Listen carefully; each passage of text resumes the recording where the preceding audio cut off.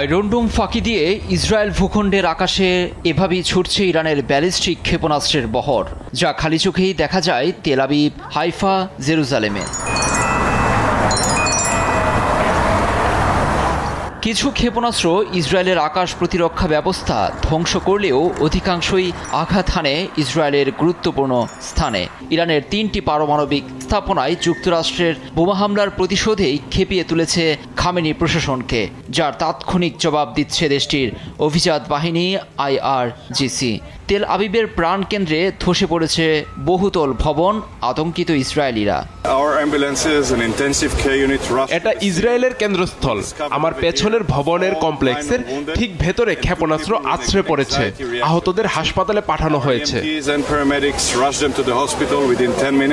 ইরানের ক্ষোভের আগুনে জ্বলছে বন্দর নগরী হাইফাও, যেন এক বিধ্বস্ত শহর। ঘরবাড়ি, যানবাহন সহ সবকিছুই ধ্বংস করে দেয়া হয়েছে। উদ্ধার কাজে হিমশিম জরুরি বিভাগ। ইরানের দাবি, তারা ১৫০০ কেজির ওয়ারহেড বহনে সক্ষম ক্ষেপণাস্ত্র হামলা চালিয়েছে, যার নাম খুররাম শাহ 4। ইরানের ব্যালিস্টিক ক্ষেপণাস্ত্র বহরের মধ্যে সবচেয়ে ভারী ক্ষেপণাস্ত্রের একটি।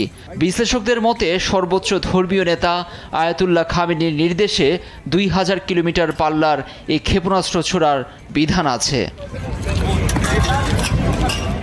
রোববার ইসরায়েলের প্রধান আন্তর্জাতিক বিমানবন্দর বেন গুরিয়ন এবং জৈবিক গবেষণা কেন্দ্র, সামরিক স্থাপনা সহ IDF এর কমান্ড সেন্টারেও হামলার দাবি করেছে তেহরান। যুক্তরাষ্ট্র পারমাণবিক কর্মসূচিতে হামলার জবাবে হরমুজ প্রণালী বন্ধের হুমকি দিয়েছে ইরান। এছাড়াও এই ঘটনার জন্য আজীবন ও চিরস্থায়ী যন্ত্রণা ভোগ করতে হবে ইসরায়েল ও যুক্তরাষ্ট্রকে। তবে পাল্টা পশ্চিম ইরানে বিমান হামলার দাবি করেছে IDF। হামলার পর প্রথমবার রোববার ইস্তাম্বুলে সংবাদ সম্মেলনে এসে ইরানের পররাষ্ট্রমন্ত্রী আব্বাস আরাগচি বলেছেন, এর জন্য যুক্তরাষ্ট্রকে পরিণতি ভোগ করতে হবে। তার দেশে হামলা চালিয়ে রেড লাইন অতিক্রম করেছে যুক্তরাষ্ট্র, এমনকি আন্তর্জাতিক আইনের প্রতি শ্রদ্ধা নেই দেশটির। সংবাদ সম্মেলনে আব্বাস আরাগচি আরও দাবি করেছেন, পারমাণবিক স্থাপনায় অবৈধভাবে হামলা চালিয়ে যুদ্ধ উস্কে দিয়েছে ওয়াশিংটন। লুৎফর কবির, নিউজ ডেস্ক, দেশ টিভি।